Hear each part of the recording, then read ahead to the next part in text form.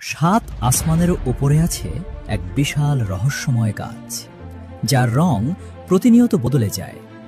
হাতির কানের মতো বিশাল পাতা, আর প্রতিটা ফল যেন বিশাল মটকার মতো।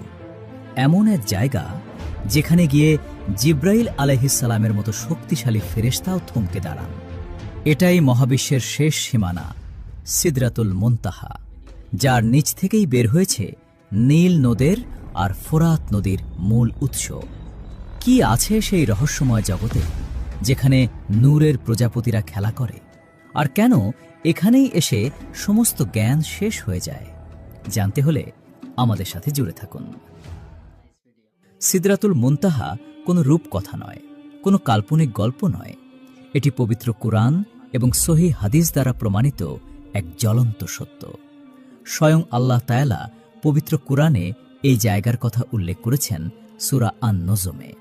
তিনি বলেছেন, নিশ্চয়ই তিনি মুহাম্মদ সাল্লাল্লাহু আলাইহি ওয়াসাল্লাম তাকে জিব্রাইলকে আরেকবার দেখেছিলেন সিদরাতুল মুনতাহার কাছে, যার কাছেই অবস্থিত জান্নাতুল মাওয়া। চিন্তা করে দেখুন, এটা এমন এক মাকাম, এমন এক স্টেশন, যেখানে পৌঁছানো কোনো সাধারণ সৃষ্টির পক্ষে সম্ভব নয়। আমরা মনে করি জ্ঞানই হয়তো সবচেয়ে বড় শক্তি, কিন্তু সিদরাতুল মুনতাহা আমাদের আঙুল দিয়ে দেখিয়ে দেয়, না, জ্ঞানেরও শেষ আছে। ফেরেশতারা যারা নূরের তৈরি, যাদের শক্তি পাহাড় পর্বতকেও গুড়িয়ে দিতে পারে, যারা দিন-রাত আল্লাহর ইবাদতে মগ্ন, তাদেরও একটি বর্ডার লাইন বা সীমানা আছে। আল্লাহ তাআলা কোনো সৃষ্টিকেই সেই বর্ডার ক্রস করার পারমিশন বা অনুমতি দেননি। কিন্তু সুবহানাল্লাহ, আল্লাহ তাআলার কুদরত বোঝা বড় দায়।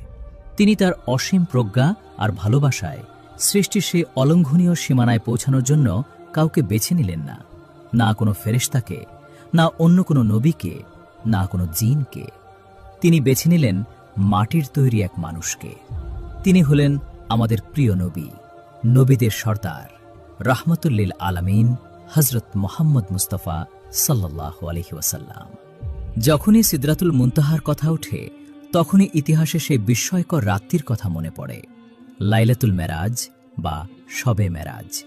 কিন্তু ভাই ও বোনেরা, আমরা অনেকেই হয়তো জানি না এই মহান ভ্রমণের পেছনের প্রেক্ষাপটটি কতটা বেদনায় ভরা ছিল। এই মহাজাগতিক ভ্রমণটি এমন এক সময়ে ঘটেছিল যখন আমাদের প্রিয় নবীজি সাল্লাল্লাহু আলাইহি ওয়াসাল্লাম তার জীবনের সবচেয়ে কঠিন এবং অন্ধকার সময়ের মধ্য দিয়ে যাচ্ছিলেন। ইতিহাস এই বছরটিকে নাম দিয়েছে আমুল হুন বা দুঃখের বছর। মক্কার কাফেরদের অত্যাচার তখন চরমে, সামাজিকভাবে বয়কট করা হয়েছে তাকে। কিন্তু